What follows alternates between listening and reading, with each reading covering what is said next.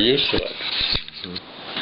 Got your thing going again? Yeah, got it going again, George. Yeah. And how old are you now, George? Huh? How old are you now? 91. And when the cancer situation happened with you, how old were you then?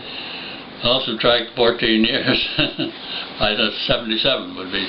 Well, I had cancer for 15 years before that. I had prostate problem. Okay. Okay. And how many people would you say roughly, in your estimation, have taken the powder, have gotten well? I have no idea, because so many people have made copies of this and given it to other people. Just the other day, I got a call from a lady in Missouri, and she wanted to thank me for making that paper out because somebody gave it to them. They made the powder, and her husband got well, and the doctors had told him he only had a short time to live. I mean, but it doesn't cure everybody, because one of the biggest reasons is most people, using common sense, when you're sick you go to the doctor. Right. And it isn't until they've done everything the doctor advises and it told them that they only got a short time to live that they start going everywhere and willing to try anything. Right. And that's when they hit me. And many of the times it's too late. If a person isn't eating, this won't help them. Right. Or anything else. But it also helps if you believe in the Lord. Yeah. I think that's important too. You got to believe you're going to get well.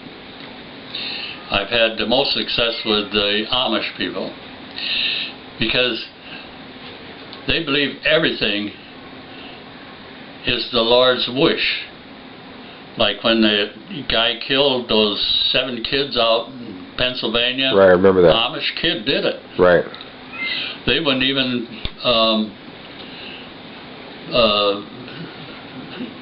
have him arrested. Right, I remember because that. They thought it's God's wish that those children died. There was some reason for that.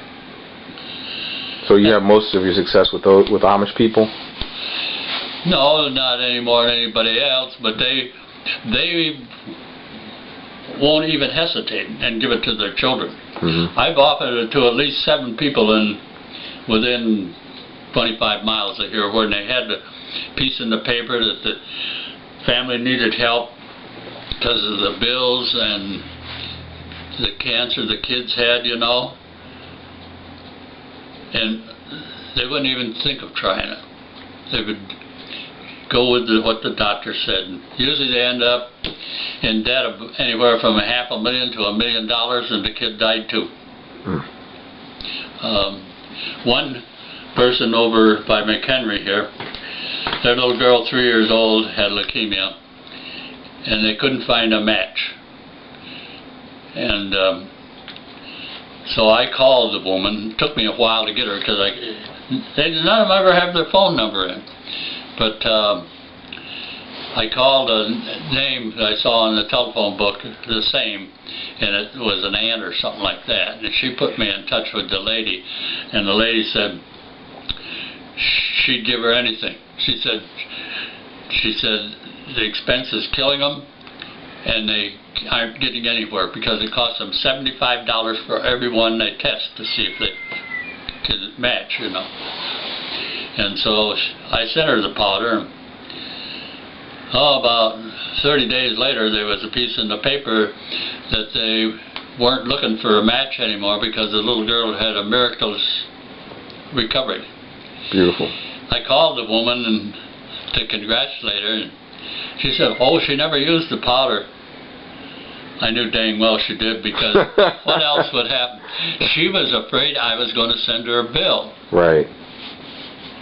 But that's the only one that I know. But Amish people, I've had one 13-year-old girl that had breast cancer, and she was scared to tell her, no, not that one, but she was scared to tell her parents. Right.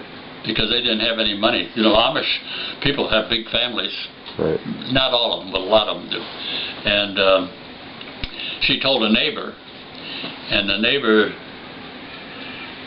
no, this one was 18, And she was afraid they'd lose the farm because she had 10 brothers and sisters. And this neighbor lady gave her my information, and I sent it to her and with instructions on how to make it yourself. And that's what she did. She made it herself, and she got over it. But a 13-year-old girl, it was her mother that called me, and she gave it to her. She called me 3 years later, and